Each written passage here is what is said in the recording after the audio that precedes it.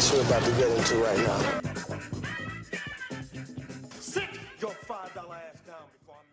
Hello and welcome to a brand new episode of Black on Black Cinema. I'm your host, Jay. I'm here with my co-host, Micah. Hey. And Tiara. Hey. All right, guys, we're back. This is episode 221, Swan Song. This is directed by Benjamin Cleary, starring Mahershala Ali, Naomie Harris, Awkwafina, Glenn Close, and Adam Beach. This is, if you want to watch this movie, which you should have already watched it before watching this, it's on Apple TV+. The general plot here is when a loving husband and father named Cameron Turner is diagnosed with a terminal illness, he is presented with the option of sparing his family grief by having him replaced with a clone. So none of it. Well, actually, Micah, you saw this. You've seen this before. We're doing it for the show. So I'll go to you first. What were your thoughts on this? I like this movie. This is one of those movies that you can tell when someone is first reviewing movies, because they'll be like, "This isn't a movie. This is a film," and you know, like, I understand the sentiment, but like, don't do that shit. This is a really good movie. I very much enjoyed it. I do have some issues, but I think the best thing I can say about this movie is the performances from Mahershala Ali and Naomi Watts are incredible. Mahershala Ali is just, he's killing it, man. He's killing it. He is a phenomenal actor, and he is the type of dude that, like, it's mesmerizing to see him on screen. You know, this movie is, I like the performances, but there's slight story elements that I'll get into later, and maybe it's because I would never do what is being done in this movie, and I think that's where my disconnect is. Right, like, I try to empathize with movies and characters and people, but I can to an extent with this movie, but the main plot of it, I wouldn't do. So I'm having a hard time, like, connecting a little bit. But this movie's great. This movie is it's something that I think you should check out, especially if you have Apple TV, because you don't have to pay anything extra for it. If you are a fan of Mahershala Ali and you want to see him fucking act circles around people, then yeah, watch this movie. It's like 3.5, 4 out of 5 for me. I absolutely dug it. Okay, Tiara. I love this movie. I think this movie could have easily been one of those, and I thought it was going this way, where it's like you have the clone who turns evil and whatever, right? And then becomes like super cheesy. And I was very pleased to see that it did not go that way. Mahershala Ali, come on, man. Like, I think I cried, or I started to cry, like maybe 10, 15 minutes into the movie. And I think that was maybe because I was projecting what I would do in this situation. I can't imagine being diagnosed with something that's going to kill me for sure, and then wondering if I should just have another version of me just smoothly is inserted into my family, and then my family not know what happened to me, the real me.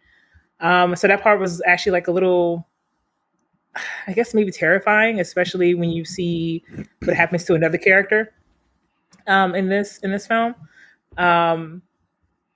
If you're a big Awkwafina fan, I think you'll love this. But I thought she did a pretty good job in here as well. Highly recommend it, especially if you want to watch it with like a partner, and if you're, ready to cry along with them, do it. But yeah, it was so bittersweet. I think that's like probably the best way I would describe this film. It's a good word to use. Yeah.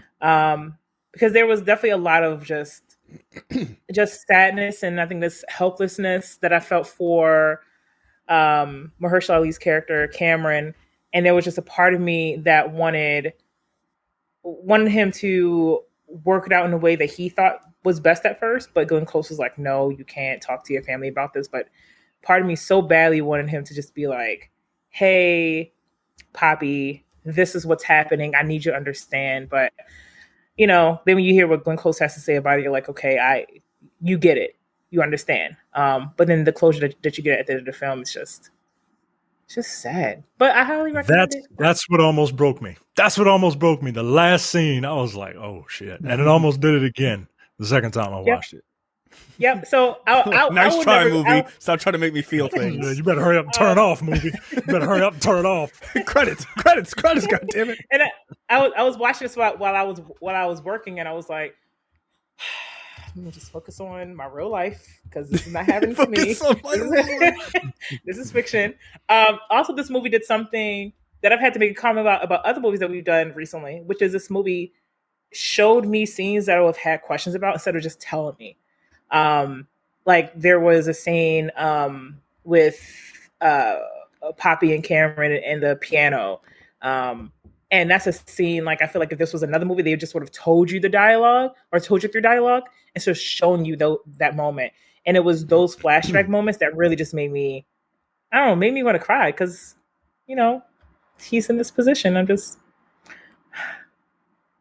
yeah. Sorry. I'm never watching this again, but I loved it. I believe you messaged us and said, who chose this movie? My eyes are raining. That's about the best description I've heard. I think the word you use, bittersweet, I think is perfect. Look, I love this movie. I thought it was a great film, right? As it were. Not one of those movies. But look, I thought Mahershala Ali's performance was, and Naomie Harris were stellar. I really did. Look, you know, right off the top, I don't know, man.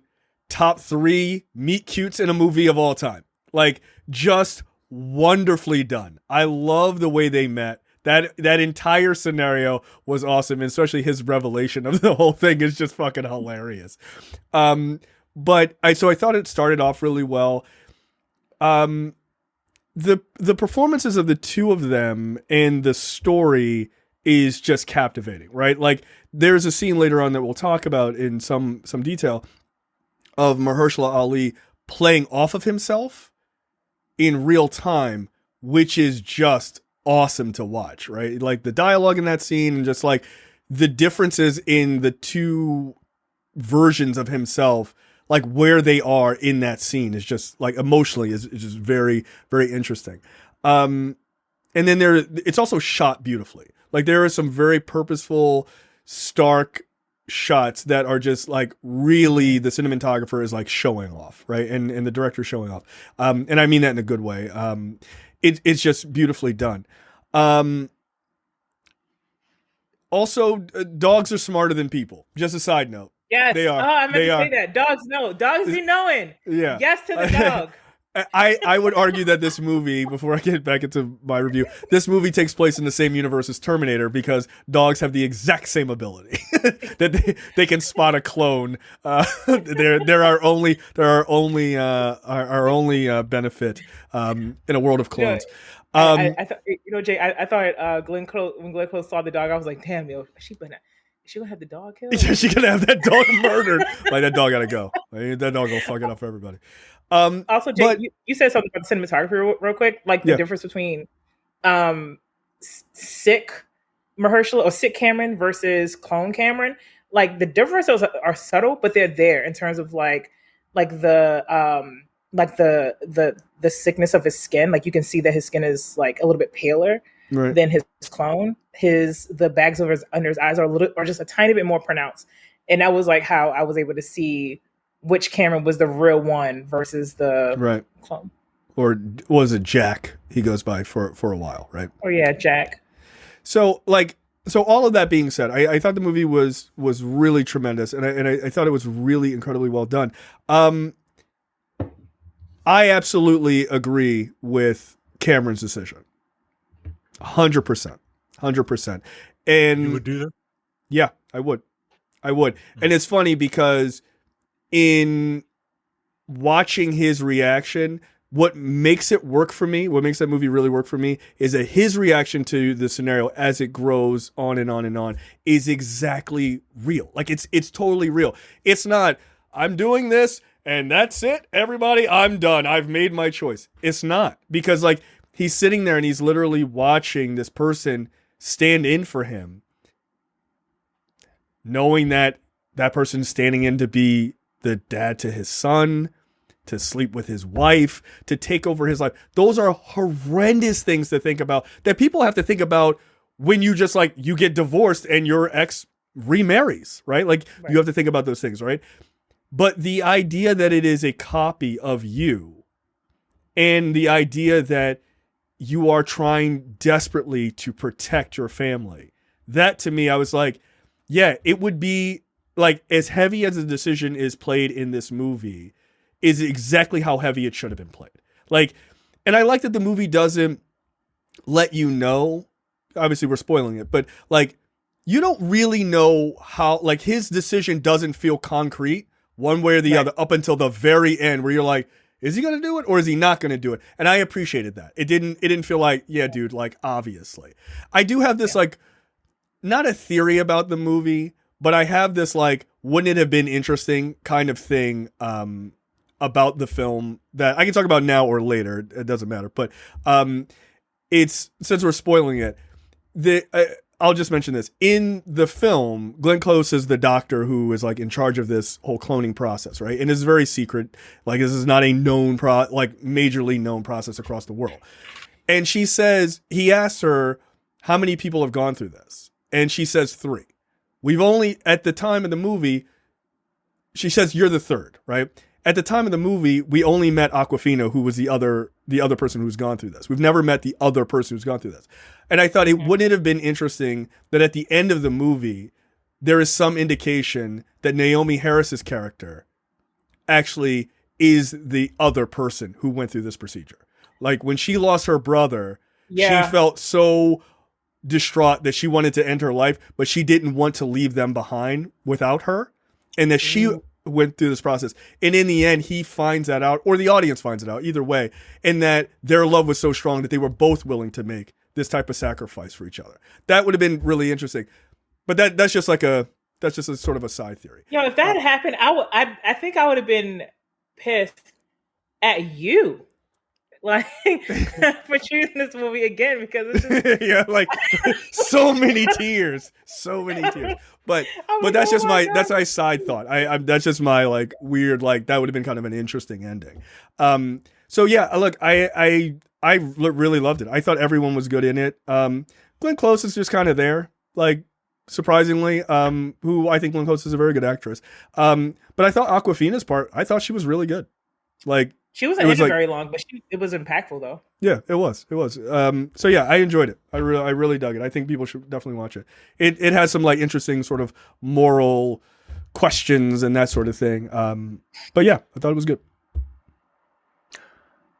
We see Cameron on a train, and he's an artist, and you'll have to explain this meet cute to people.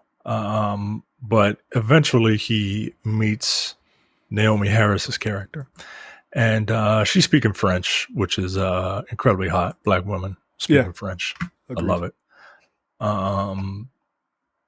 And he starts drawing a picture of her, right? Because that's what artists do when they're trying to meet somebody, right? It's just like, let me hook this up, bro. Yeah, yo, slick ass nigga. I get it. I do that too. Beautiful. I couldn't help but to draw you because you're my muse, right? That shit would have been hilarious if it was just like a stick figure. This is the best I can do. Just a stick figure with big tits or some shit. Like, you are very pretty. Like, here you go. Thanks. Fuck you, dude. It's very like cute when like you look like Mahershala Ali, but like if you look like me, then I'm a fucking pervert, right? Like, get away from me, sir. Like, you didn't even draw my face. You just drew my neck down. That's weird. Like, oh, sorry, my bad. But it's very sweet. So no, I wanted to give a little bit of background here. So he gets, this is in the near future, as they call it. By the way, it's the near future. There's a lot of super future tech in this movie, by the way. Not in our country. This is not happening in 10 years. Knock it off. So he orders what is like a chocolate bar. It's called an Echo bar from like this little robot that's on the train.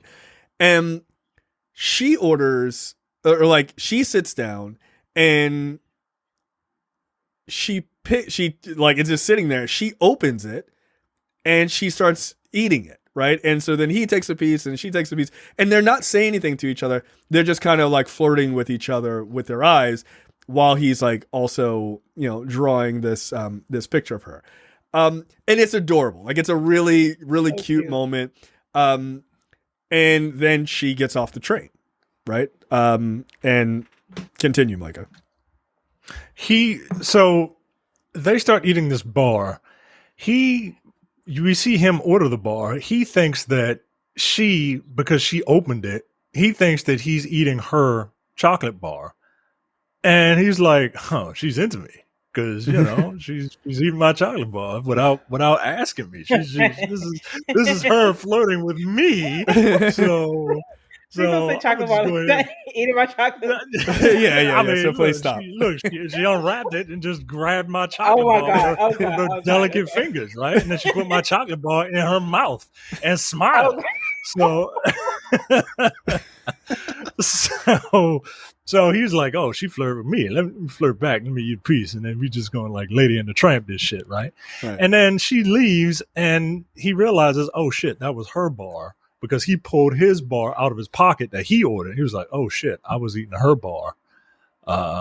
His revelation. So again, I'm the fucking creep, right? Like, right? If I do it, I'm getting cussed out. What the fuck you doing, nigga? But like, if you look and sound like Mahershala Ali, it's all good. I just love when he pulls it out. He just start laughing. It's like, oh shit. It's a great meet cute. It works very, very well. But yeah, I thought it was just like such a great start for their relationship, considering how strong their love is meant to be shown over this, right? Like, so their story is really great. Also, Naomie Harris is not in enough movies for me. She just isn't. No. So we flash forward. They're obviously married. And we see a little bit, we establish, the world and all the future shit that this world has, right? Like camera contacts, and everybody's got like the little earbuds in their ears, and everyone has like digital assistants that they can just kind of manifest. And we see that Mahershala Ali has a seizure and passes out, or Cameron has a seizure and passes out. Yeah, he's sick, man. And he's hiding it from his family. We get the title card, and then we cut to Mahershala Ali Cameron being taken to the Ex Machina house, which Nah,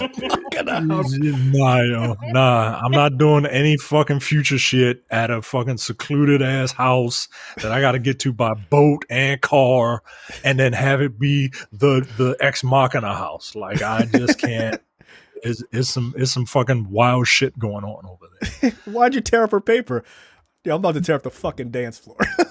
I love that movie, yo. Ex Machina is a great film. Jesus.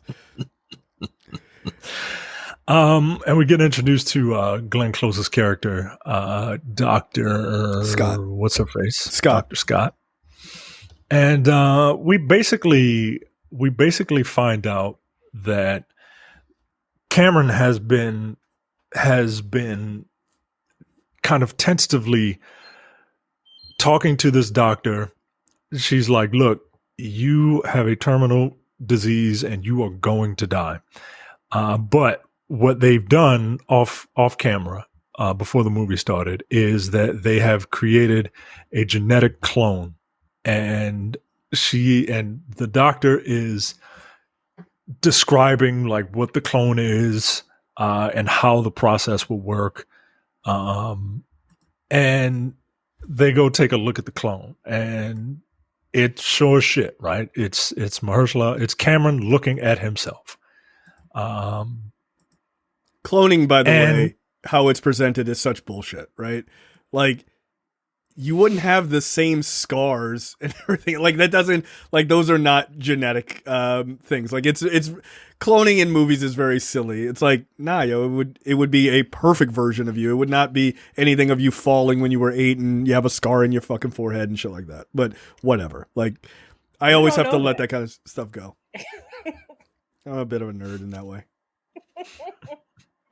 Just saying. And it's an old trick, but I still like it when it's done well. Is the actor acting against themselves? Mm-hmm. It's really cool, especially if like you can see the actor interacting with themselves. And like you said earlier, you can tell like he is still like, I don't know if I should do this. And he just straight up is like, he's straight up, and you see the clone and he's like, I don't think I can go through with this.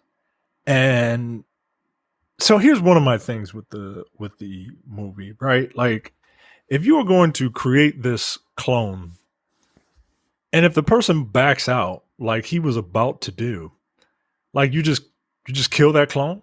Yep, that's what they said. He Like, goes to sleep and doesn't wake up. Is it not? But goes to sleep and doesn't wake up. But you created that life, right? Or does it not have life yet? You created that life. You created that life, and then you just I don't know. It just only God creates life, Micah. This doesn't count. I mean, I definitely have some questions about the clone. Like the clone itself. Like, so does the clone continue to age? Yes. Like, okay. Apparently, yeah. Apparently, it's supposed to be like we pick up from right there. And I don't know. It just cloning is weird. But cloning in this, I feel like the movie could have addressed this type of science or this type of concept a little more. But I understand that's not the point of the movie. But I feel like something like this is ripe for discussion. Right? Like, yeah, that's fair. Is this person really you? Right? Like, I don't know. I felt like the movie could have done a little more. Yeah. I get that.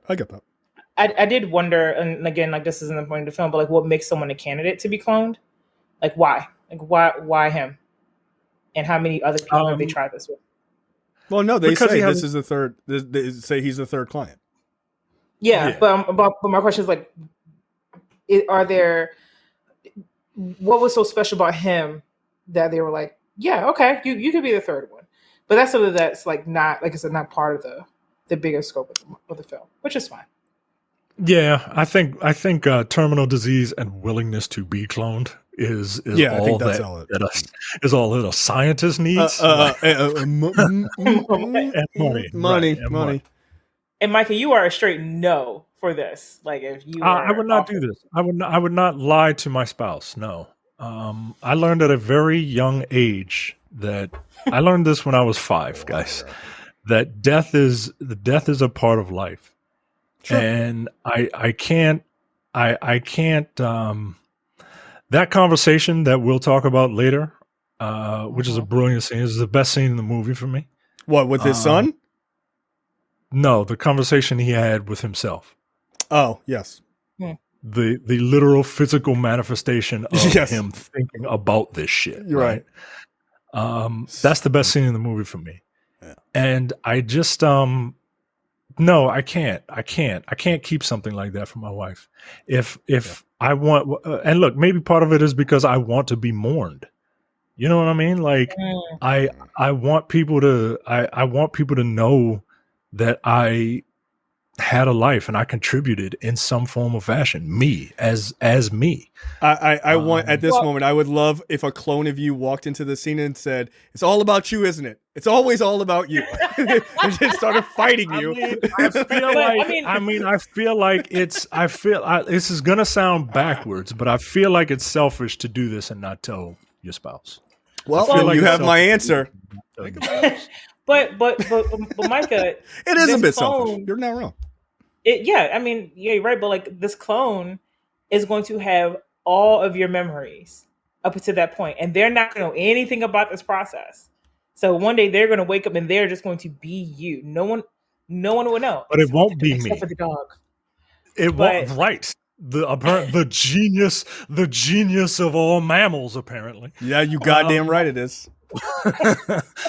No, it won't be me though. It won't be me. And look, I'm not saying no. A cat would fucking just wait for you to die so it can eat you. That's all they do. Like it. I don't know, man. It just doesn't. I mean, look, it doesn't sit well with me. Look, you're not wrong in the point that it is selfish. Like it is, right? It is somehow simultaneously selfish and incredibly giving at the same time, right? Because you are holding that from your wife. Like that's the one part that I'm not like. Yes, I'm okay with the decision, and I would do that. But there is that fucking horrible part of just not telling your spouse. Now they do make a mention that if he had told his spouse when he first developed these symptoms, they probably would have caught it early and he would have been fine, right? Like, you got to get the impression that it's like terminal cancer, right? Like that's sort of how I read it. And that it possibly could have been prevented. Maybe. Yeah. We don't know that, right? It's a fictional disease that we don't have a name for. So I guess like it is incredibly selfish to hold that from this person, but considering he watched like the genius of the movie, I think in a lot of ways is we know later on that Poppy, his wife played by Naomie Harris, she loses her twin brother who dies, just unexpectedly. He dies. The genius of the movie is that he is replacing, as he is about to die, replacing himself with another twin, right? Like, so it's like this very idea of him trying not to just avoid hurting them, but literally not making her go through the exact same fucking scenario, right? And not to make his son go through that, and his other child who is on the way too, that we find out. So I get it. Like I 100% understand the argument that it is selfish. It is. But it also is incredibly giving. And so I understand that idea of like wanting to be mourned and stuff like that. I get that too. Yeah. I don't think there's any wrong answer is basically my point. Right. I also don't think you're doing Naomie Harris any favors by doing this. Like I said, death is a part of life, and I don't want to die. I really don't. I'm not trying to be flippant about death. I am scared of it. I fear it. But at the same time, to not be able to learn how to accept it, to not be able to, I don't know, man. I don't see myself. I can never do this. And the problem that they have in this movie is the lack of communication. And that's the problem with all of these movies that involve romance and couples. That's the problem with half of all relationships. That's why they fail. They don't fucking is that people don't communicate. So to try and say, well, I'm not going to communicate this literal life and death situation with the person that I love and adore. I don't know, man. It just doesn't. Sure. Like, that's why this movie didn't move me to the point to tears, except for that last scene. That last scene where she says, where he gets her to say, like, yeah, that was it, man. Yeah, that was it. And I only thank God what would have happened if you would have just tried to communicate? Like, think of the good times that you could have, knowing that I don't have that much time left. I really need to make the most of the time that I have with Yeah. the woman that I love. Yeah. And look, I understand, like, the movie does a very good job. The movie does an excellent job of showing the side that I don't agree with, because, like, I get it. Like, I'm not inhuman, right? Like, it's human nature to want to do right for your family, like, to see that they're taken care of, right? Because if I die and she, there's no guarantee that she will be able to move on. But I don't know. I have faith that my wife would be able to handle it. I have faith that my wife would be able to move on and find somebody else. I just Oh no, you ain't even yeah, I Marion. don't know. Fuck that. This is cloning me or nothing. A life I mean, alone. I know you're being silly, but, like, some people think that. And I'm like, yo, what do you Yeah, care? you're Yo, right. you're dead. You're dead. I'm coming back. It's like, yo, Yeah, you're no, that's dead. ridiculous. That's ridiculous. Only me. Like, nigga, you died when we were 25. Only me. Like, nah, yo. Knock that shit off. So, like, look, I agree with you. And look, there's part of me, I wrote this, and I wrote it as, like, as simply as I could in our little chat, because I want to talk about it in the show. I love art. Like, this is what, when people ask, like, how do you define art? It's supposed to make you, you're supposed to have a response. It's supposed to make you think. It's supposed to generate conversation. This is exactly why this movie is as good as it is, because there is no wrong answer, right? Mike is just as correct in his assertion that, the communication and all that other stuff is poignant to why their relationship was rough for a while and stuff like that. I don't think that's incorrect. Like, for me personally, to see my wife, like, especially in the memories, I think is where it really, like, works. To see her going through the loss of her brother, and for her to say, like, if I had this to do again with this person, like, I would, like, 100%. Like, she talks about her mom and everything else. Like, if I could, I would, right? And so there is a weird sacrifice that he has to make in that, right? Like, because telling your wife and your son that you're dying is an honorable thing, right? To say, like, listen, this is the last times I'm going to spend with you and stuff like that. And again, it is incredibly selfish to also not tell them that you're dying. Like, that's, like, would I do the cloning part to protect them? Yes. Not talking to my wife about having a terminal disease, like, ironically, no, I wouldn't do that. Like, that's fucking horrible. Like, of course you would tell them, right? Like, hey, I got diagnosed with cancer today. I'm just gonna keep that shit a secret. Like, that's crazy. People do that, but that's crazy. I would never do that. So, but I understand the ultimate decision, and I agree with it, just from the perspective of, I'm not sure Naomie Harris's character could recover from that. I don't think she could. Like, I just don't. I mean, we hope she could, but I get the impression that she could not. I get the impression. Yeah. I get the impression that if he died suddenly, she wouldn't be able to. But if That's you fair. tell her, if you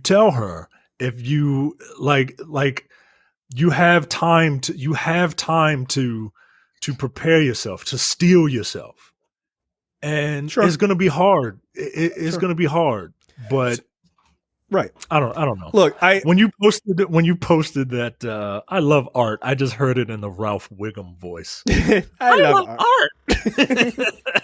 Me fail English, impossible. Like, but there's also another aspect to this, which is very personal for me. I watched my friend, a very close friend of mine that Micah knows. I watched him die of a brain tumor at 34 years old. Like, not 65, not 85. Like, oh, you had a good life, buddy. You had a good run. He was 34. And he's a really, really good friend of mine. And I watched him die. I was there when he took his last breath. I would not wish that on anybody. And he had a wife. She was 29. Like it was, and you're right. Like, they knew that this was coming. So she got a chance to sort of steel herself and get ready for it. But it was horrendous.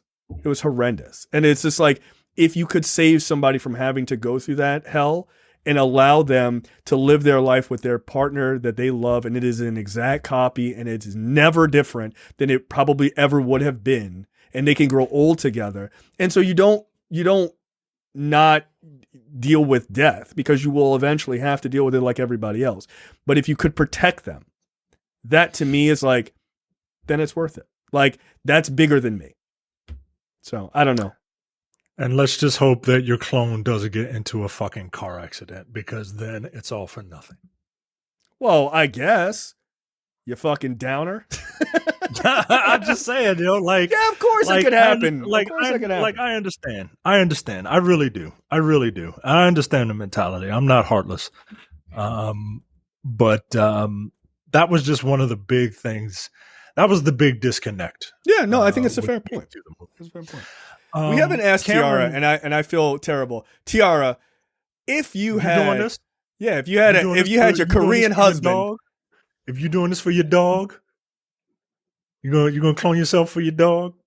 If you had a Terminator, yeah, that dog is like, I would know. That dog would know. She would know. She's like, nah, this ain't her. She don't go to the gym with me no more. Knock it off.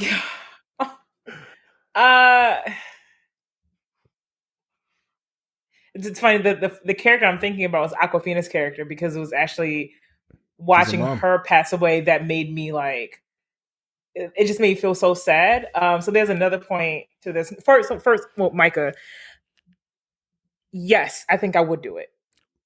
Wow, for your dog, that's crazy. That's crazy. For my dog, for my mom, for my cousin, to spare them that at 30, yeah, I would. Oh, God. But I think what would also scare me is that there's going to come a point in time where you're going to have to remove yourself from your environment. That's and that we saw Awkwafina's character say that she was over a month without her daughter, and that she saw like 45 her days mom. Yeah, and it's just like, and you saw her pass away alone, and then they just scatter her. Spoiler alert, because I know we're going to get to this eventually, but like, they just scatter her ashes in the lake, and then that's it. Yeah. I don't know if I would want to experience that, because that's it. I don't want to die alone. Like, but you dead. You dead, you selfish assholes. You're already dead. But like, I'm fucking with you. I would want my mother to be there holding my hand as I pass away. But also at the same time, I know that if I could just like have another version of myself just seamlessly like accept the FaceTime call or message my cousin, and they don't suspect anything, yeah, I would want to do that too. Like, I want all of it. But also at the same time, like, I don't think I could ever tell them if I had a terminal illness, if I knew this was something I was going to do, because at the end of the day, you're not really sparing them from grief if you tell them like, hey, I'm being cloned and someone, a version of me is going to secret. You have to keep it a secret, because they're going to look at the clone and be like, you're not you. You sound like you. You have the memories. You are thinking that you're feeling the emotions, and to you the emotions are real, but they're not. I didn't have those experiences with you. So it feels like you would just be prolonging the grief if you talk to them about it first. But if everything worked as well as the Glenn Close's character said it did, then yeah, provided that, this doesn't eventually get exposed in the Washington Post or New York Times, which it will eventually. And then disaster. You're cloning human beings, yo. This is like right-wing talking points just waiting to happen, yo. Nah, yo. And then you're looking at your significant other, you'll be like, you did look a little sickly like a few months ago. And I'm good. I'm good. I'm good. So, and that scar you had, way to go. Like, yeah. I don't know. In a perfect world, yes. But I think at the end of the day, I selfishly, I don't want to go through death alone. So no, you would have to watch me die. Wow. Listen to the two of you. And no, I would never do that to Daisy. What in the world? Daisy has a contingency plan. If things happen to me, she's going to be adopted by someone who will love her. Because otherwise, a virgin is going to walk up here and she's going to be like, you are not my mama. She would have brought treats home for me, and you are not her. Yeah, That's right, Daisy. Because dogs are smarter You be than knowing. people. This is true. All right, let's move on. But we're gonna run into these sort of moral conversations all through this episode. Also, just a side note: all of this being said, this entire conversation, outside of the doctors and Awkwafina, everybody's black, which is just fucking cool, right? Yeah. You know, it's just like it is just a black family dealing with this, and it's no like racism. There's none of that shit. It's just a black family dealing with this sort of moral conundrum, which is just fascinating. So it's cool. Black people still in the future. That's good to know. So Still around. they so Cameron goes back home and we get a flashback of the family with Uncle Andre, Poppy's twin, and they're talking about cloning. And at first she's like, "Nah, yo," and Cameron is like, "But yo, like, what if they could do it though?" And then she relents and is like, "Look, if you could do it and I couldn't tell, then go ahead, screw the ethics." Which, I mean, I think she means like the scientific ethics, not her own personal moral. Again, I mean, like, I'm gonna need scientists to be ethical, right? Like, nah, fuck that. But I get it, right? Like, it's human nature to just be like, because human beings don't want to die, right? No, nobody wants to die. There's a reason why people believe in heaven, right? You shouldn't want to die, right? Like, yeah, like if you have to die, like you want to feel like you're going someplace. Like, as much as I do believe, like, I'm just gonna be sleeping, not wake up. Like, that's just all it is. That's terrifying. And it is. Yes, it is it's this a is why I don't want to die. Yeah, it's a terrifying notion. Absolutely. But that's why I'm going to paradise, guys. Sorry. Sure. Okay. Wow. Please fuck continue, you. Micah. Fuck you then. You don't know. I'm a morally reasonable person. I could be. I'm nice to people. Yo, all right, relax that laugh. I hold the door for people when they walk up. That's got to mean something. I think I skipped way too far ahead, but we see Cameron and he goes to visit Katie. I think that's her name. Is that her name? Awkwafina's character's name? I think so. Awkwafina, Kate. Kate. Okay. She played Katie in Shang-Chi, which is why I'm like, that's weird. A lot of comic book characters in this movie. He goes to meet Katie, and it's actually Katie's clone. And she doesn't seem to know that she's a clone. She's like, "Hey, that's my daughter," which is like the most far out sci-fi thing in this movie, is that Awkwafina being somebody's mother. Yeah. Like, I just don't see it right now. But maybe she got kids. I don't know. Yeah, I mean, does that kid have a Brooklyn accent too? Yeah, right. Like, is that kid speaking jive or whatever they accuse her of like, yo, that's her accent. Yo, that's what she sounds like. Look at y'all stuff with Awkwafina. That's right.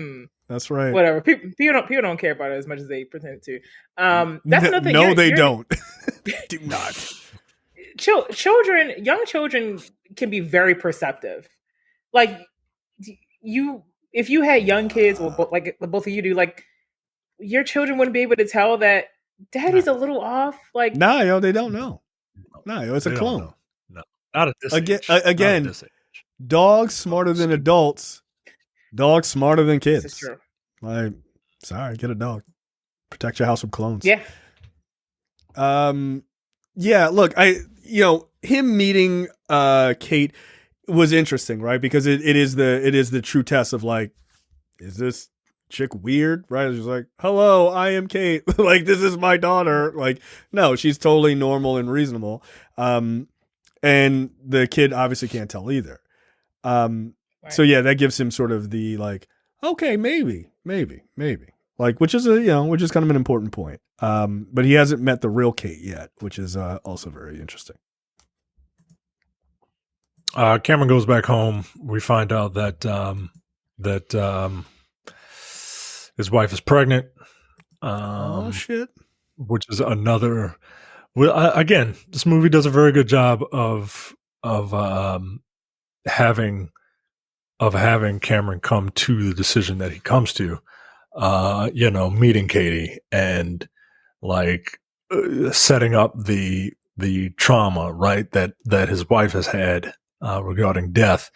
And oh, by the way, there's another mouth to feed coming, right? Like, you don't want to make your wife a single mom with a newborn, do you? Right? Like, I get it. I get it.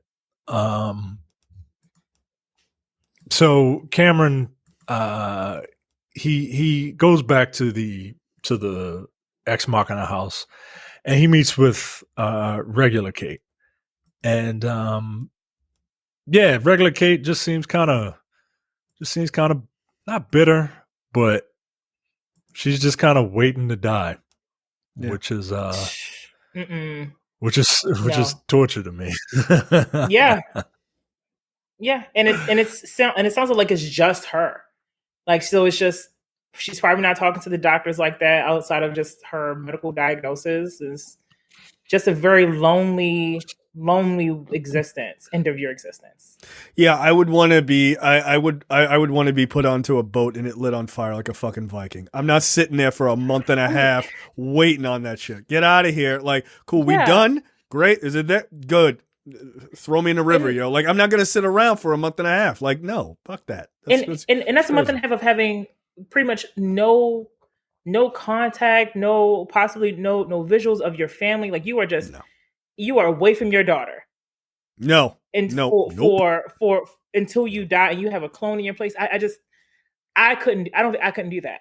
That would be the one thing that made me go like, you want me to just sit here and die? Like, if I was dying today, if you told me like, hey, Tiara, today's the day, you're probably gonna die. It looks like you're gonna die today. Then your clone could wake up and just go right on in.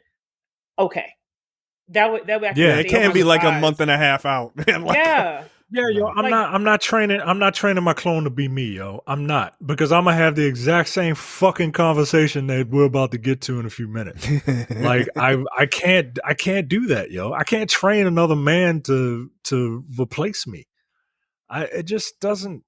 Yeah, that part's again. That part is his reaction is perfect because it's the most human reaction, especially from a guy. Like, fuck this. You know what? Like, no. That actually, made me think of a question. When I was watching, I was like, okay, so they're going through the process of Jack eventually like testing him out on the family, but like, since he's going to wake up and be Cameron and be Cameron with all the memories, why would you need to train him? Like, when he already know everything? Well, they were doing like psychological evaluations and stuff. Oh yeah, right. Yeah. Okay. You basically got to calibrate the clone to make sure that it's working properly. Because if you don't, then he could take your son's little, Tiger Electronics and throw it on the fucking wall. I was like, wow, he seemed mad. Oh, it was a dream? Oh, whew.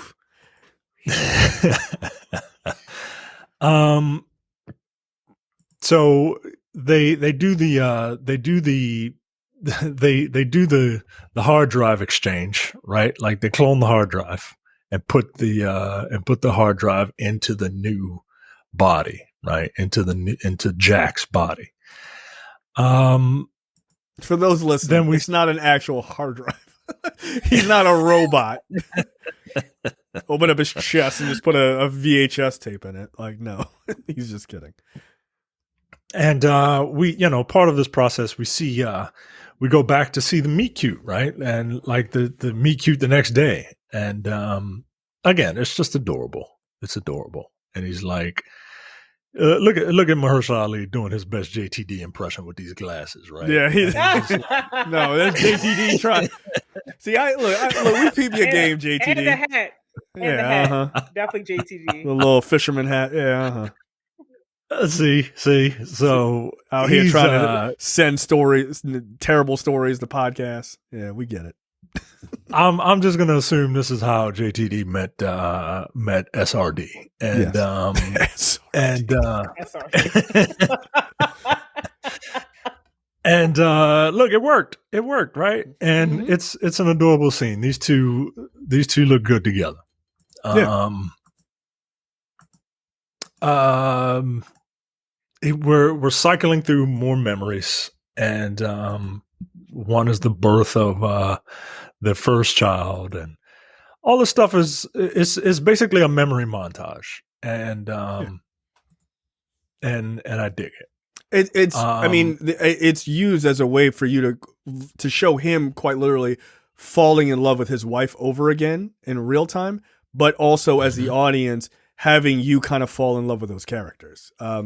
It's very well done.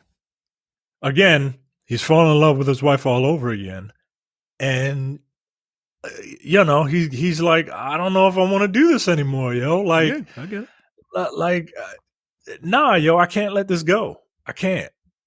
This movie is one long death scene, and the psychological trauma. Like, if anything, I would have loved if this movie was just all in his head while he was like on a ventilator, dying, like wishing, because he doesn't want to die, and he's wishing that there was something he could have done. And I know that's very like Bob Newharty. Yeah, it really is. That's exactly what I was gonna say. This movie's gonna make you feel the pain. They're like, no, this shit is real. And you, the audience member, you want to go through this torturous moral or immoral dilemma with this character. Mm-hmm. And also, I don't think your idea of like, I wish it was a sort of a Bob Newhart thing, I don't think that would be any easier to watch either. And you're like, oh, and then he came up with a solution, and then it's like it pulls out like, no, he died, and everyone was sad. Like, god damn.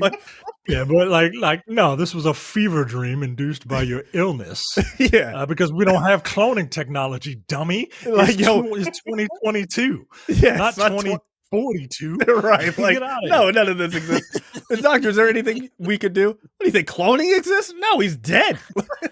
Credits. Like, wow. That's the movie Micah wants you to watch.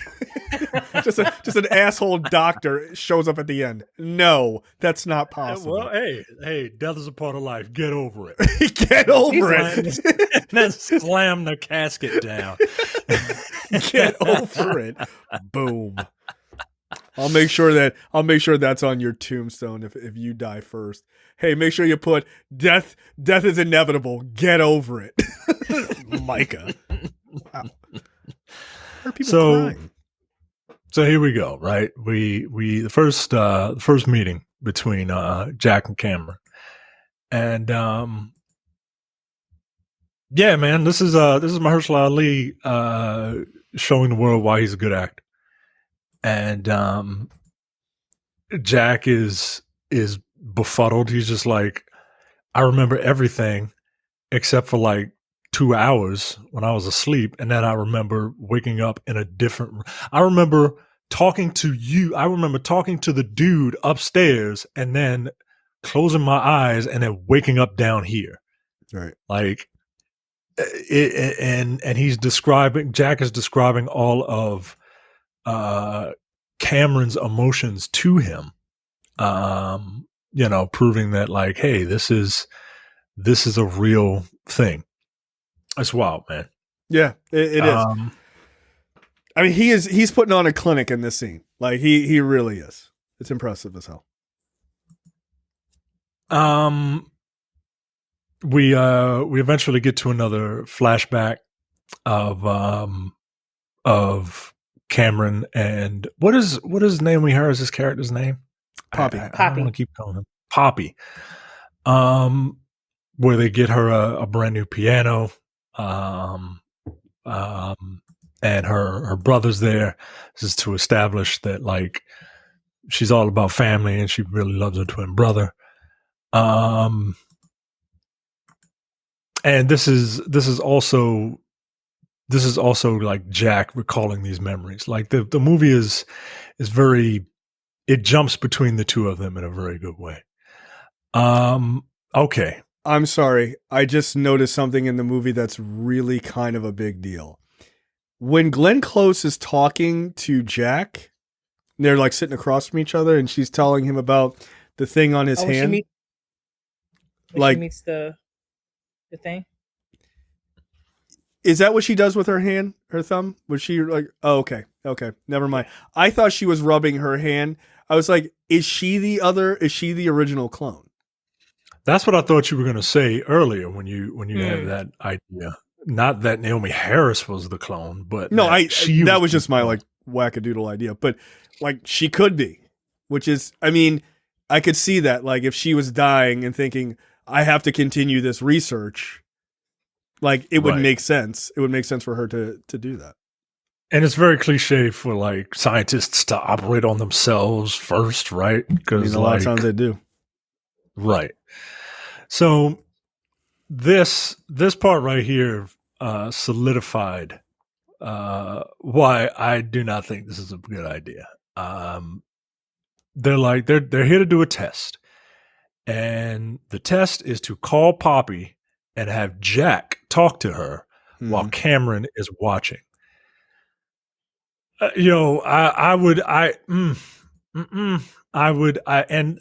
this is my favorite scene in the movie. I absolutely love it. Jack is just sitting there and he's talking and everything is going great. And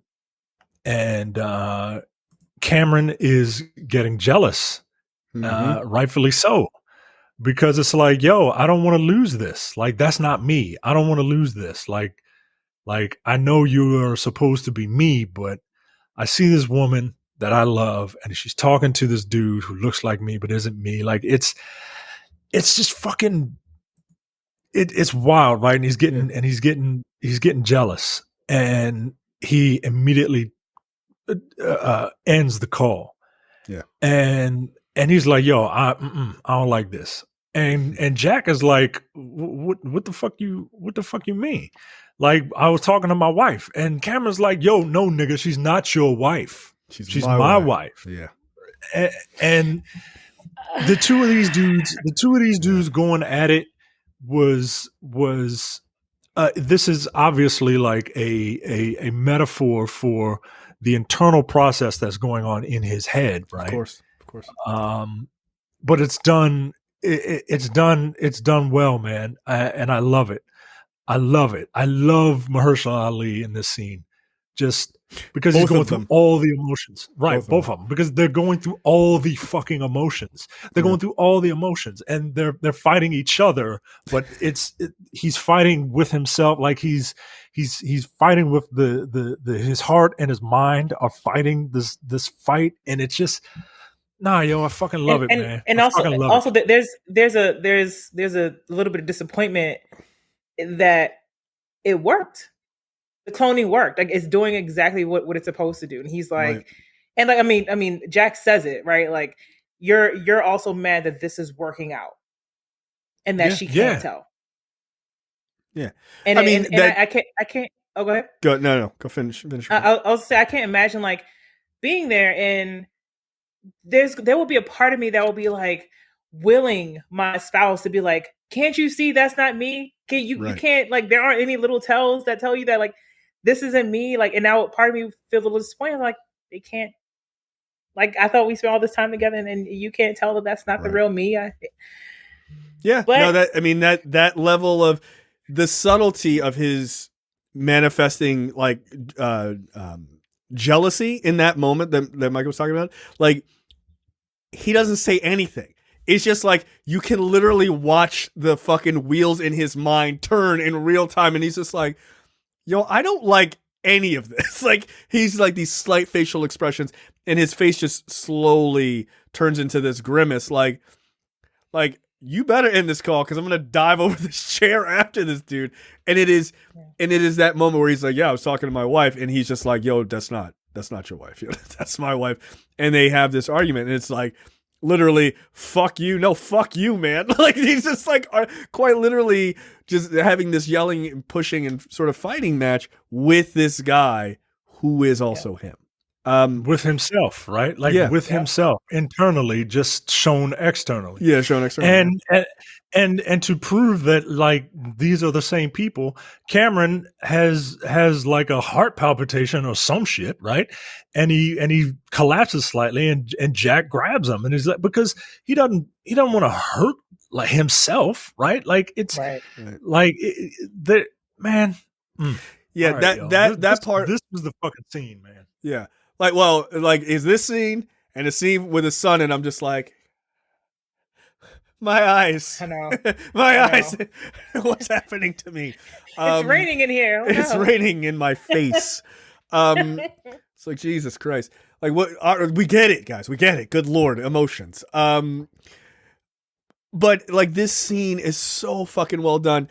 Like, I think this movie largely, like, Mike and I talked before you jumped on the call, like, of like why this movie wasn't nominated for anything. I think part of it is like, I don't think we should nominate this movie because we really gonna give this dude his third Oscar in like 5 years. Like, I mean, it is a tremendous performance, man. Like, it is inarguable how good this scene is.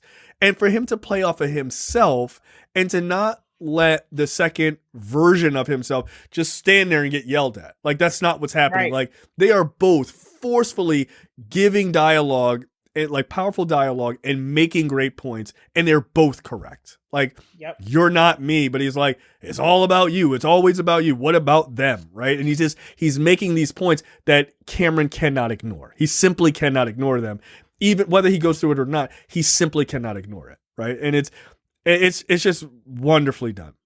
And also, Mahershala Ali is really good at going like 0 to 60, like emotionally. Like, he's just like that scene where he's yelling, "You're not me." Like, you can feel it's almost like somebody screaming, like trying to prove a negative, like, "Bitch, I'll kill you." Like stop fucking saying shit like that. It's maddening to him to watch this guy take his place. Like, it's went from wonderful. He went from acting really demure and his character's also kind of shy to getting real. Where's Mahershala Ali from? Oakland. He to Oakland like real quick, like in that scene. Yeah. So, yeah, man, stellar scene. Just absolutely stellar scene. And so they have to be separated because they're trying to. They like after Cameron collapses, then they're sort of separated. We see Cameron sitting at a scenic and some sort of scenic view, and Jack comes up and he apologizes, and we get a flashback of Poppy just kind of playing the piano, and I forget what these two are talking about. Yeah, I can't remember.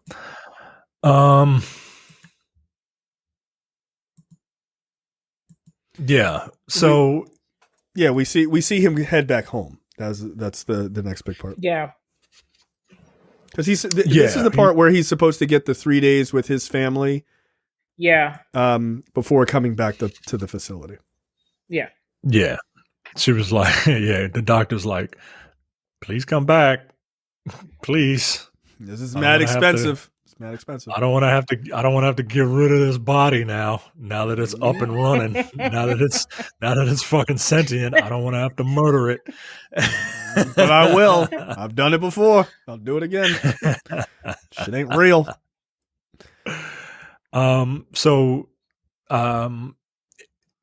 doing so, before he goes home, they put the camera contacts in his eyes, and only Jack can see the feed. Cameron goes home. He's starting to walk up to his house, and then he has another seizure, and he passes out before he can get in the house to see his family. And the doctor sends a car for him to go and pick him up. So Cameron doesn't get to spend time with his family because he doesn't want them to see him, in this weakened state when he comes up out of his seizure.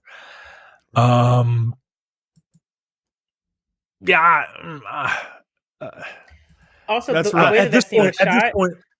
At this point, you have to go in the car because you could die suddenly, and that's what he's trying to avoid, right? Right. So you have to go in the car because he doesn't see. If you just told her, that you're dying, you could have.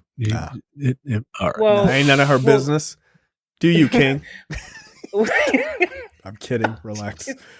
Well, in that scene when he does get in the car and like you see how it's just facing the road. At that point, you don't know if he got out the car or not because he was resisting so much when like Glenn Close was like, "You got to come back, and he was like, "No, fuck this, fuck you, I don't want to do this anymore." And like for a second there, I was like, "Oh no, did he end up getting out of the car again?" Because he realizes that this could be it. Should not tell her. That's what I thought that was headed for a second. Right. And again, that was my point earlier is the movie doesn't let you quite know what his decision is going to be. Like every time you're like, maybe, I don't know. And that's good. It's good to keep that sort of suspense going as long as you can. The doctor and the scientist. So Cameron's back. He is in a coma or something, right? Like he's just unconscious. He's unconscious, right? He's knocked out. The doctor is talking to the head scientist, and the doctor's like, Jack is ready to go and take his place. And the lead scientist is like, I am not comfortable with just fucking sending him out and not telling Cameron what is being done. Yeah, it's morally pretty horrible. And the doctor's like, noted, we're doing it. And I'm just like, yo, fucking scientists, man. God damn it. I love you, but like I just like to point out, like, this is not a normal scientist behavior. They're not just like, just do this shit. That's a wild move. It is not, yo. And I was like, please, when I first watched this, I was like, yo, please don't turn into like some cheesy sci-fi like horror movie, yo. Please don't fucking, like you said earlier, please don't like let the clone be evil because they didn't finish all the tests and shit. You know what I mean? Like I'm not in the mood for that. Yeah, you want it to be like a high quality sci-fi movie, like Hollow Man, something like that. So Jack goes, and he's playing his part. He's doing his role. And the scientist is, the doctor's like, she's so proud. She's like, oh, look at my creation. Look at me. I'm God. Look at what I did. Look at me. I'm God. I can't be stopped by mere mortals. And Jack seems to be doing all right. And then the smartest creature in the world comes in. A dog. What kind of dog is that? Smart. And is like, yo, what the fuck? Like, bark, bark, bark, nigga. What the fuck is this? What are you doing here? Or as my son would say, woof, woof, daddy, the dog is woofing. he's barking. He's not woofing. You gotta get this on the dog. Woofing. I mean, he's making a solid point. I mean, look, I can't look, his logic is sound. Yeah. That's all at this point, that's all I need. That's all you need. His that's logic it. He's woofing, Daddy. He's woofing. That's funny. Oh shit. Weird. Cameron wakes up and is like, yo, what's up? And the doctor's like, yeah, everything's all good. Don't worry about it. Cameron's like, nah, he ain't gone, is he? And the doctor's like, I mean, what is gone really? Right? She basically hit him with what happened was. It's like, yo, don't do that.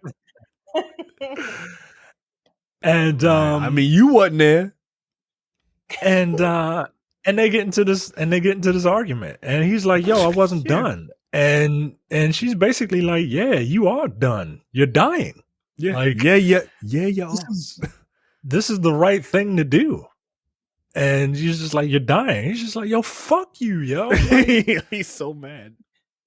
I'd be fucking, yo, would you not be pissed? No, of course. I not- beat no, Glenn y'all close are to doing death in this. that Ex Machina house. What are you talking about? Like, we gotta Yeah, fight. punch the shit out of her, yo. Like, I'd have fucking gave her a suplex, yo. Like, get the fuck out of here, Hey, man. you can't kill. Wow. Look, you can't kill Glenn Close. That is clone number 5 for her. She died 45 years ago. Knock it off. She's like, go ahead. We got a closet like fucking Ronald McDonald uniforms. Like, we should be fine. Just activate new clone. Should be all right. So, so he's like, so the scientist that objected to it, he's like, hey, I can take you to go show you where you can see what's going on, because Jack has the camera contacts, and again, I couldn't just watch this. I mean, I get it, but I couldn't just watch it. And during this time, Poppy and Jack, who she thinks is Cameron, they are having this heart to heart. They're coming to the realization that, oh shit, like, we need to work on us, and we need to be better. We need to talk more. We need to communicate more. And the look on Mahershala Ali's, the look on Cameron's face, with very subtle eye movements, you can tell he's thinking like, oh shit, like, this is what I should have done all the time. At least that's how I read it. This is what I should have been doing the whole time. Yeah. It's fucking great, and also she talks about like how she was gone, right? Like when her brother died, she admits that like she had kind of pulled back and pulled away. And like, yes, I think he regrets not kind of going after her, so to speak, to like really pull her back. But that the repairing is happening so late in the situation, right? Like, and I think that's not so much that he should have done more, though I think that's there, just that like the timing is fucking awful. Mm-hmm. Also, Naomie Harris is putting in fucking work in this scene, right? As he's watching this, and and she's giving like, just like, to me, sometimes acting, like the best acting is just the most human response, and not trying to be like an extraordinary like response to things, but just mimicking what real people do. And sometimes that's like really difficult, because obviously as actors, they're not in those situations for real. But like looking at her response, like it feels like a real person talking. It doesn't feel like someone reading a script. So yeah, I think she's wonderful in this thing. And then the sort of the starkness of her being on the screen and him being, in this chair away from her is also kind of a big deal. Kate is pretty much on her deathbed, literally, and Cameron gives her a get well soon card. That was funny. Because that's the type of relationship that the two of them have. And they share a nice, fun moment, and then, damn, she's dead. And next scene, we really? Wow, you're really giving this one a real heartfelt. Like, oh, let's just think about it. Now she close the casket. Death is inevitable. Get over it. It's a cut to an exterior shot, and then it's a cut to like a cotton field, and then it's a cut to them spreading their ashes. A cotton field. So, the cotton field is shout out to her accent. They were just like, you get it. You get it. And her death was sad. Person that, it was sad. It was sad. Yeah, you She didn't think about her daughter. The one person that he could relate to, right, is gone. And it also makes him think about his own mortality, right? Like that this is coming, whether he wants it to come or not. It is. And also, like, he was there for her when she died. Who's going to be there for him? Like, not, and I'm not counting the scientist. I'm counting the new patient. Remember, he meets the new patient that just showed up. So unless that guy dies before him, which would be fucking horrible, that guy will be there for him. So you get one. So it's cool. One person at your funeral. So we see Cameron, he's trying to, see what Jack is seeing, and lens feed not available. And he goes to the doctor and is like, "Yo, he's taking him out more and more, not just when he goes to bed." And she's like, "Well, he doesn't have to wear them all the time because they make him feel uncomfortable." Well, bitch, how the fuck do you think I feel? Yeah, spoiler alert. Maybe he was digging out Cameron's wife and he didn't want his contacts on. Look, it's a term that's been used on this show, so it's a part of the lexicon of black on black cinema at this point. It is what it is.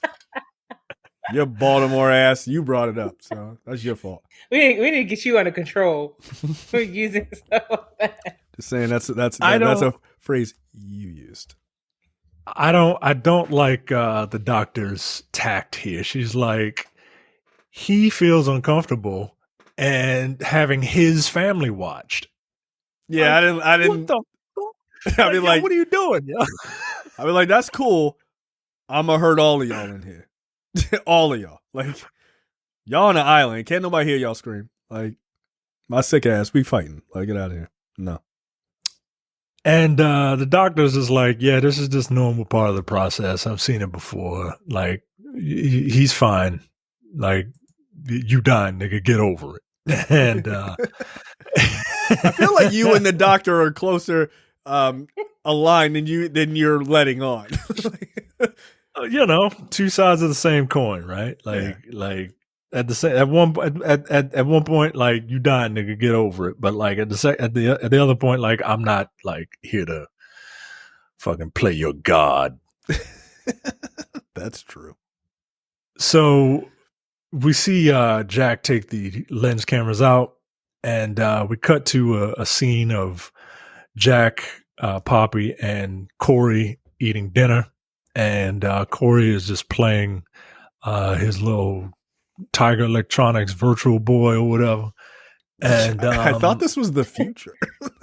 In 1985? And it's really annoying to Jack. And Jack is like, yo, like, turn it off, yo, turn it off. Yo, turn it off, nigga. And then he grabs it, fucking throws it at the wall and shit. It's just like, ah. But it turns out that was a dream. That was it? That was it? Well, according to Cameron, it's not, because he was like, something feels off, man. Like, something feels off. Like, I don't, yo, I don't trust it. Can't trust it, right? And he's like, yo, I gotta go see for myself. So he sneaks off the island, and he goes home. And at this point, I was like, yo, please don't turn into like a bad sci-fi movie. Yeah. Right? It 100% had the potential to just go off the fucking rails in this scene. Right. Yeah. Like, that would have been disappointing. This movie has been flying very steady. I do not need some fucked up turbulence at the end of it, right? And, they start fighting. Naomie Harris, no, it's me. No, that's me. I'm the real Cameron. Like, nah, yeah, it's like an 80s sitcom. Like, we don't need that. Like, that's ridiculous. Yeah, come on, yo. I can tell you a memory from 1995. Like, nah, all right, like, knock it off. Instead, it's just the dog who was just like, dog's like, I don't fuck with him. That dog ran away. Yeah, the dog was like, nah, yo. So Cameron goes up to his attic, and he's looking at all his work, and Jack hears him, and they confront each other, and he's like, look, man, you do what you got to do, all right? Like, I know you didn't get your time with him. Do what you got to do, and then get the fuck out of here, right? And so they swap clothes. He goes, Cameron, the real Cameron, goes and he talks to his son. I can't remember what he said, probably because my brain tried to block it out. So you wouldn't fucking cry. I wouldn't fucking weep. Yeah, no. Look, this scene is awesome. One, it is a beautiful moment between a father and son. It really is. He wants to, like, because I'm sure that in his mind, had he lived to, into old age, clearly this conversation is a conversation, or this moment is a conversation he wanted to have with his son when he turns 21 or 18 or whatever. And he sits down and he pours apple juice into a glass. He's like, we're going to pretend it's beer, right? Because obviously his son is a small child. And he talks to him about how like his favorite way to drink beer is like with edamame, and like it's just like you can imagine his son being 21 and just being like gonna have this like cool fucking relaxed conversation, like having a drink together for the first time and stuff like that.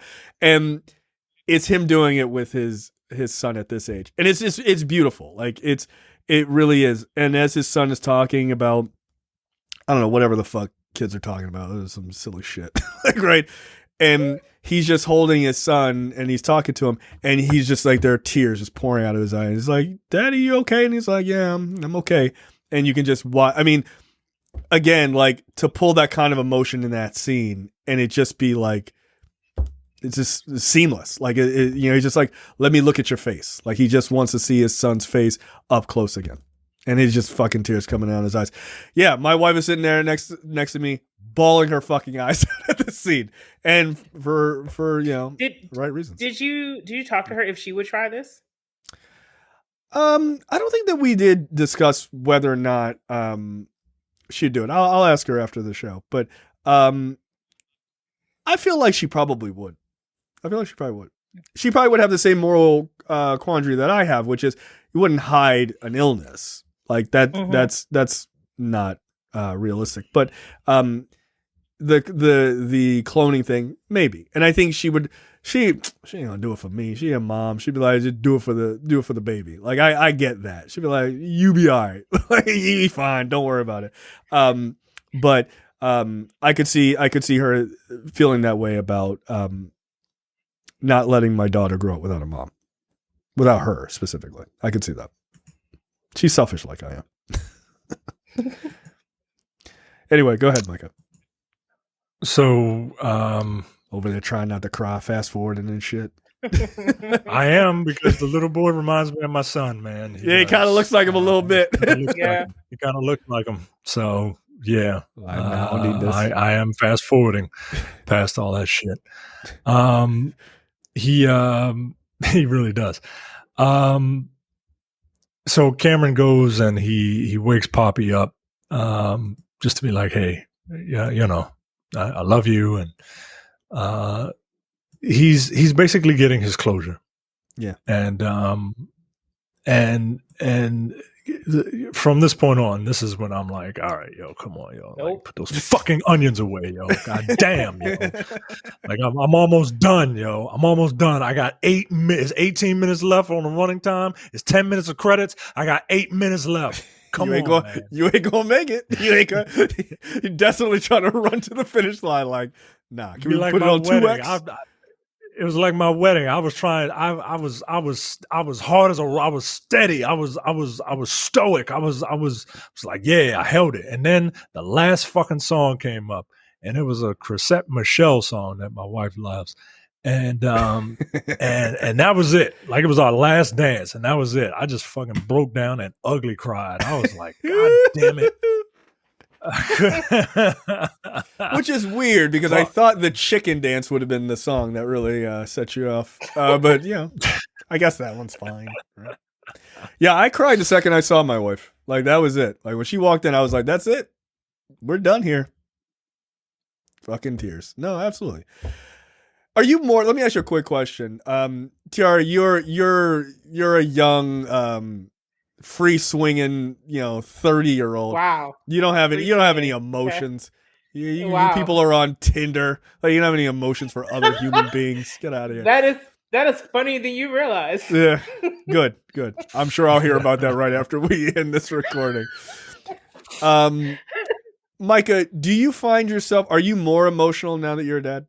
Like, not like the dude emotion of like, I get angry real easily. I don't mean that.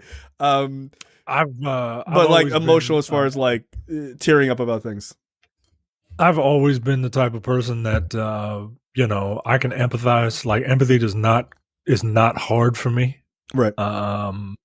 And yeah, even more so with the fact that I am firmly in my midlife crisis. and I have one child that I love dearly, and another one on the way that I will love dearly. Yeah, I'm super fucking emotional, right? Yeah. Like it doesn't take much to get me, to feel for other human beings. That's why I'm like I'm looking at myself in my 20s, and I was just like, I wasn't like a rage person. I've never been a rage person, but I've been, yeah, you definitely have been. But I also like didn't care as much, Right. and I care more about things. And I care more about things that don't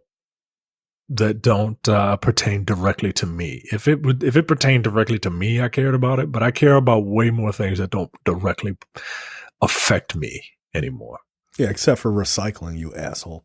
I recycle. What the fuck? Now you do. You're Because forced my to wife do makes it. us to. Yeah, Yeah, exactly. because my wife makes us. This guy doesn't care about the earth. Fuck the earth. Death is inevitable. Get over it. No, for me, I'm definitely now much more like there was a good 25 years probably like I could not generate the emotion to cry. Like I just couldn't give a shit about anything. Like the emotions I had were laughter or just like happiness, or anger. Like I didn't have much of a middle ground on anything. Now I could like have a thought and produce tears like immediately, like an emotional thought immediately. I teared up thinking about the scene with his son and thinking about my daughter driving into work the day after I watched this movie. Like I was like, or 2 days after I watched this movie. Like that's how much like that scene hit for me. And I was like, wow, this is incredibly powerful. Just thinking about it, I was just like, yeah, I was like, all right, you get it together. Like about to get off 695, you got to relax, So it's like that to me, like it's an interesting part that happens in life, like when you have kids, when you get married and things like that, that affect you like deeply, that it just kind of cracks open something in you that you cannot close anymore. Like, and that's a good thing. It's not a bad thing. So yeah, this movie, like it's working on all cylinders to just be like, you're gonna get emotional. You are, and you should. You absolutely should. I mean, your face doesn't have to rain like a tiara over here, but like I get it. I'm just saying. So it's So really sad. we're almost done. So he gets his closure. They both, Jack and Cameron, sneak outside. Cameron thanks Jack, and he goes back to the retreat. The doctor comes in the next day and tells Cameron that Jack is now Cameron. He does not remember anything that went on. He doesn't know who Jack is, right? He is only Cameron. Right. And the scientist came in, and he comes in and he says, "Hey, Jack left something for you." And it is a recording of Jack talking to Poppy and asking her to say, "Hey, tell me you love me. Tell me you love me like you really mean it."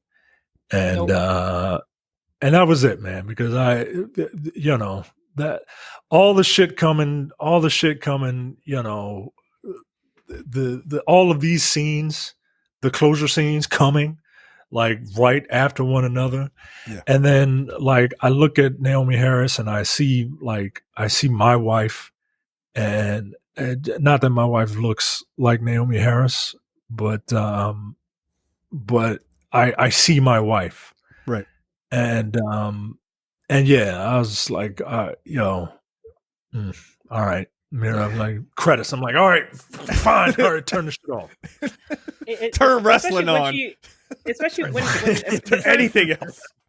The first time she says it, like you just see like the side of her face, but it's like when she just slowly turns around, you just see her full profile. And she says it, I was like, all right, where are we at now? Okay, this is This is the end. Thank God. I I'm like never watching this again. This scene It's is too much. it's fucking perfect though, man. It is as perfect Yeah. of a closure scene as you can get, right? Like she says, "I love you, Cameron Turner. I always have, and I always will." And she says it in this heartfelt moment or heartfelt way that can literally feel the back of my neck getting hot as I'm watching this scene right now. And it's like, this is too much. It's too much. It's amazingly well done. It felt like it was when she said it like that it was okay for him to say goodbye, and that he knows that he is, even though he's going to die alone, and thank goodness this movie didn't go so far to show us him dying, right? That he is not without love, that she is still going to be with him, and that just and it doesn't help the scene as far as emotion goes that they, as she says that, the camera cuts back to Cameron watching the screen, and his eyes are like giant fucking pools because he's teared up so much, and he is watching this like final moment of every memory that he's had to quite literally relive to go through this process, sitting with the final time with his son, sitting with the final time with his wife, and to know that at the end of the day, whatever happens after he dies, that woman loved him as much as he thought she did. Yep. And if not more, right? And that is a powerful thing to then say, and now I'm done, but I know in my heart of hearts that like this was for him the right choice. Like that's, like stellar, man. Stellar ending. And then it's just so did you see the post-credit scene? No. What? Is there one?